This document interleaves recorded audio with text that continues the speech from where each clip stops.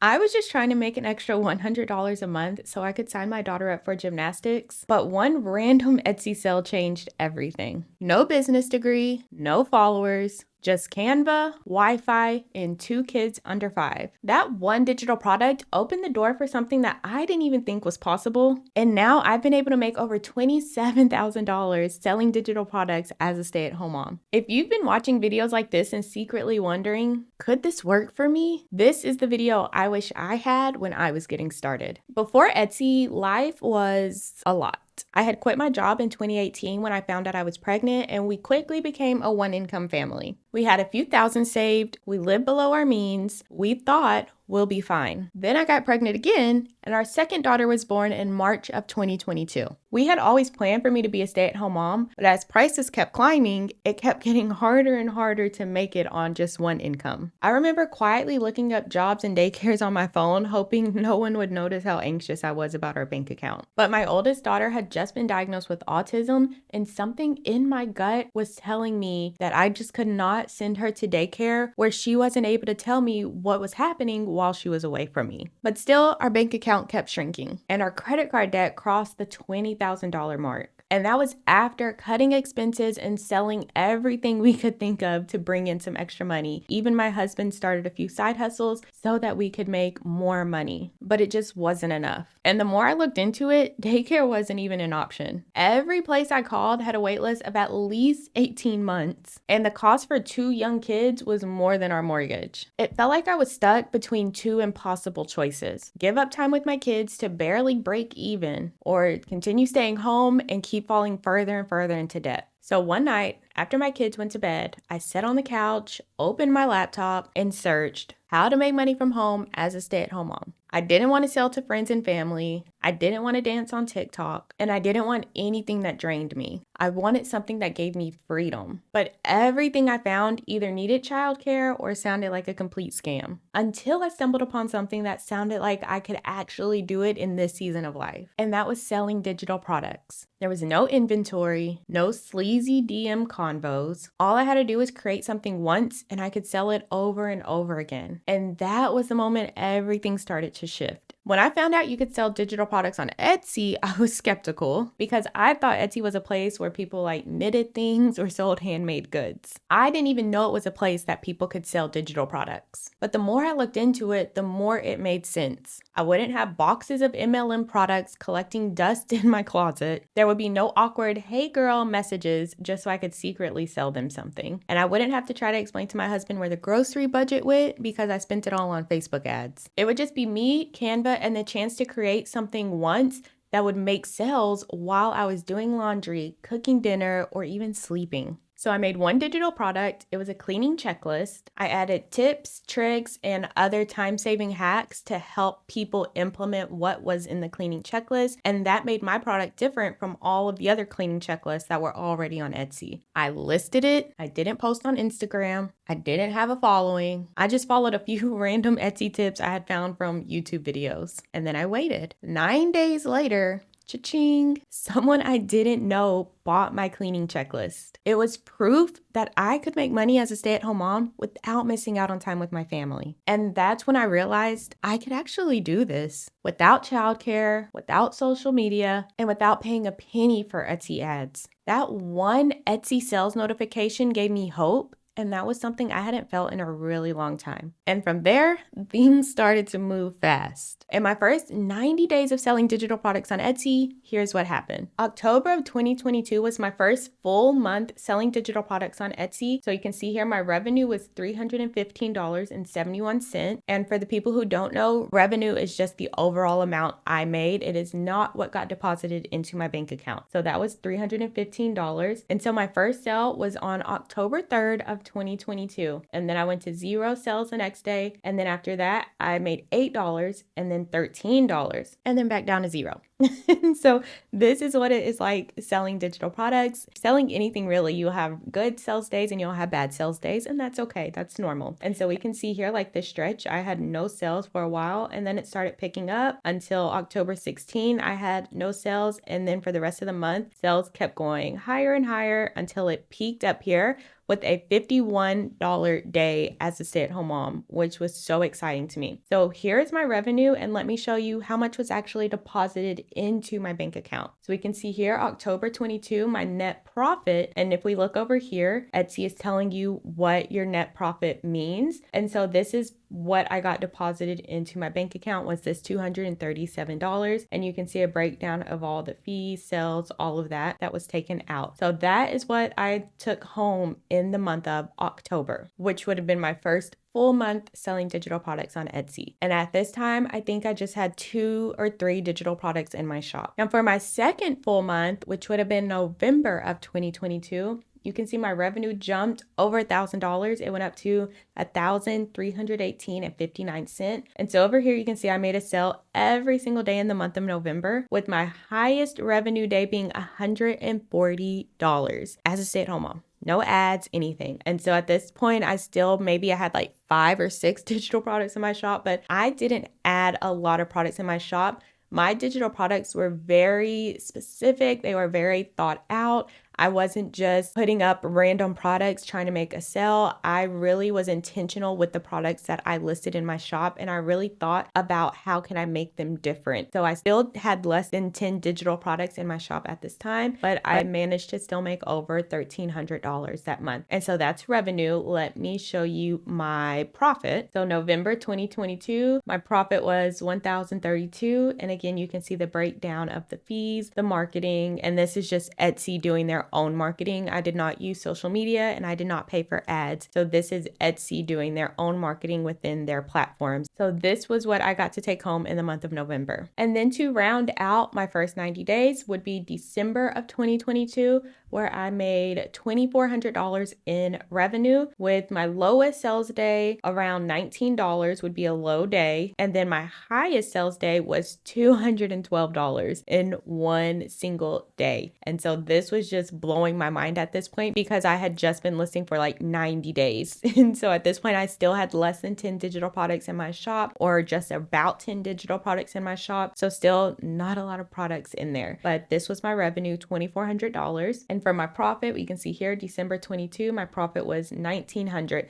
So that's what I got deposited into my bank account. And then I can show you like the offsite ads. The Etsy ads is nothing because I wasn't running any ads. Offsite ads is what Etsy runs themselves. They took out $50 for that. Then the other fees like listing fees, transaction fees, processing fees. So those are all of the fees there. This is what I made in sales. This is what I got to take home. So that was my first 90 days selling digital products on Etsy. I made a profit of over $3,200 in just 90 days as a stay-at-home mom, no social media, no ads. And I only worked in the mornings and at nap times. So just working while my kids were sleeping, this did not interrupt my routine as a stay-at-home mom. And there were 2 key things that helped me make money fast on Etsy without having a social media following. One was that I chose a trending product idea. I saw that ADHD was trending on TikTok, so instead of making a regular cleaning checklist, I decided to make an ADHD-friendly cleaning checklist, and I figured out ways to make it actually ADHD-friendly, like with the tips and tricks and keeping things very concise and using checkboxes. So simple things that would help the ADHD brain, and that is one reason why my product did so much better than the other cleaning checklist, was because mine was super specific to ADHD, and that was a trending topic at the time. It was just starting to gain popularity on TikTok, and that's exactly what I noticed. And so I listed my product using that ADHD trend and making my product actually ADHD friendly. And number 2 was that I got serious about my shop during Q4. And so Q4 is when a lot of businesses make the most money. If you don't know, the calendar year is broken down into 4 quarters. So Q is quarter 4. And so there's Q1, Q2, Q3, Q4, and Q1 is January, February, March. Q2 would be April, May, June. Q3 would be July, August, September, and then Q4 would be October, November, December. And so for a lot of us Etsy sellers, our sales will start picking up around Q3 because of the back to school season in August, and then they'll just keep going up from there because then we have all of the shopping holidays where people are just already in the spending mindset. And so we tend to make a lot more money during October, November, and December just because of the shopping behavior in the US where people are spending more money money than usual. And this is why Etsy works so well for beginners, because we already get the built-in traffic of people going to Etsy to buy things, and Etsy is just showing our products to those people who already want to buy something. So we don't have to worry about building our own audience.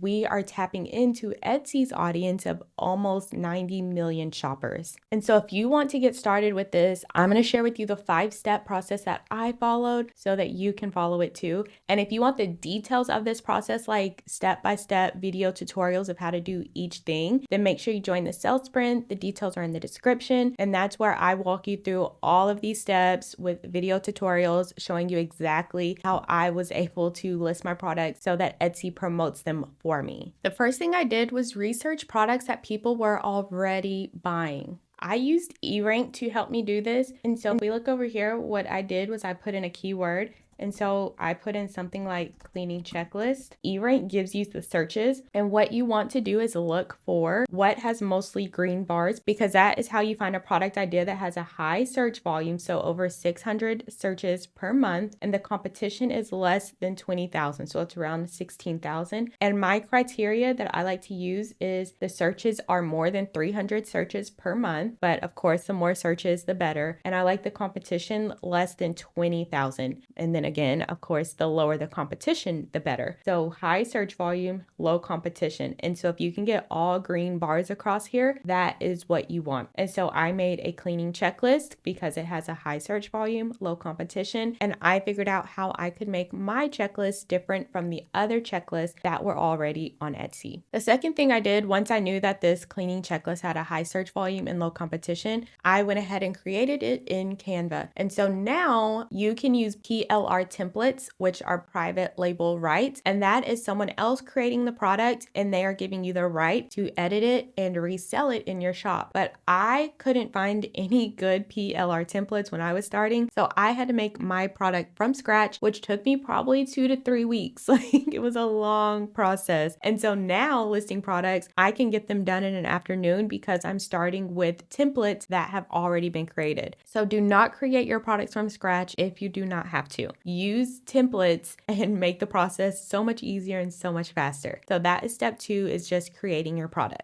Now, the third thing I did was I made my listing photos and I modeled them after best-selling listing photos. And so here's an example here. This is not my product, but here's a product that's getting 157 sales per month. You can see it's only 3 months old and it's a bestseller. And so that's what I would look for. I look at a product that is a bestseller. That lets me know that these listing photos are converting into sales for them. So they must be pretty good. And what I'm looking at is seeing what they're putting on there. So this tells you 8 different pages included. So I put that on mine. I think mine was like 30 pages and I put that right on the front. I put like 30 plus pages. And then I'm put on the front 2 of my listing photos. I put editable, printable, and digital, telling people the different ways they could use it. I put ADHD cleaning checklist. I put the title on there. And then I had pictures of the product. And so that's the process you want to do when you're trying to make your listing photos, is find a bestseller that is a product of what you are creating. So if you're creating a unicorn invitation,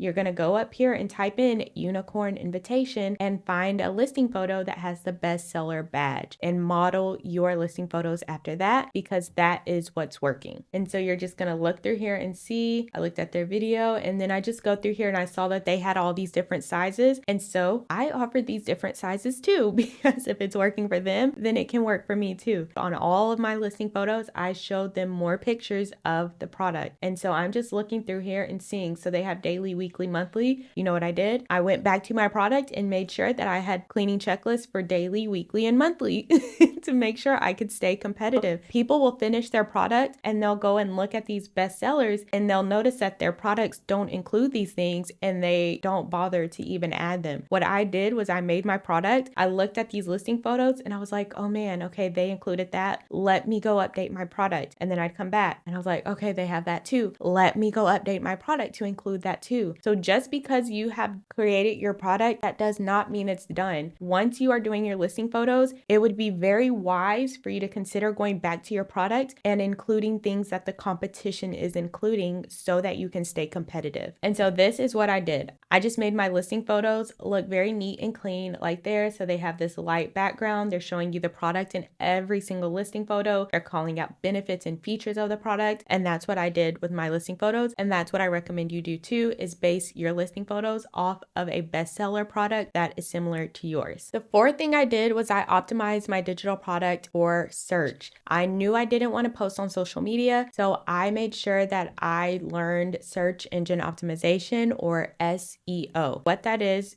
just you telling Etsy what your product is. So you can do that over here with your product title. So how they have editable ADHD cleaning checklist. This is something someone could type into the Etsy search bar, and that's what you want to do with your SEO. It's search. So you want to make sure that these words are things people are searching. So another thing people could search: cleaning tips and strategies, speed cleaning printable, this monthly cleaning schedule. And so you don't have to put everything in here. Like you can see daily, weekly, monthly. So if someone puts daily cleaning schedule, then Etsy knows what this product is and it can show this product. If someone puts speed cleaning schedule or speed cleaning tips, Etsy can mix and match your keywords and know who to show your product to. And so that's one place to put your SEO, is in your title. Another place is within your description. So again, here, they have keywords in here. So they put daily, weekly, and monthly again in here. They have ADHD down here. They put cleaning tips and strategies. So they're just reusing the words from their title and they are putting it down here in the description just to make sure Etsy really knows what this product is and they can show it to the correct people. And then for analyze listing, so this is Everbee, by the way, where I'm getting this data. If we scroll down to their tags, this is another place you'll want to pay attention for your SEO. You can see here all of these high keyword scores. That means it has a high search volume, low competition. So ADHD household chores, ADHD cleaning, ADHD checklist, ADHD cleaning list. These are all really good keywords. And so that's why this product is getting a lot of views. Besides, they could be using social media or anything like that. But Etsy would promote this product anyways because they have really good SEO. If you're using Everbee, the keyword score should be high, or I like to do keywords that are above 50. So 50 and above to me is a good enough search volume and competition ratio. And so that's what you want to do, is optimize your listings for search engine optimization, and you won't have to rely on ads or social media to make sales. Etsy will promote the product for you.